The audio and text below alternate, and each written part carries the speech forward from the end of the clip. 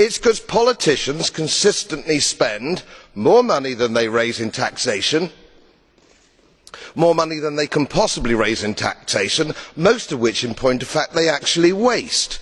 The reason we are talking about countries which are broke, and they are broke, is because their ridiculous, ineffective, ignorant politicians consistently spend more money than they can raise, and then they borrow.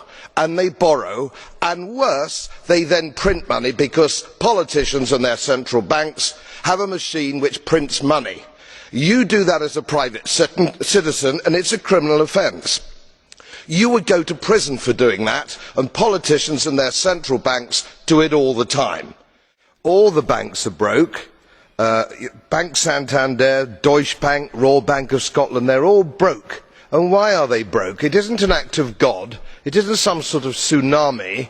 They are broke because we have a system called fractional reserve banking, which means that banks can lend money that they don't actually have. It's a criminal scandal, and it's been going on for too long. To add to that problem, you have moral hazard, a very significant moral hazard from the political sphere. And most of the problem starts in politics and central banks, which are part of the same political system.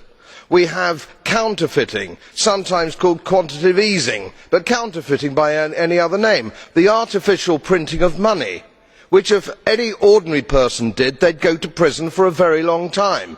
And yet governments and central banks do it all the time.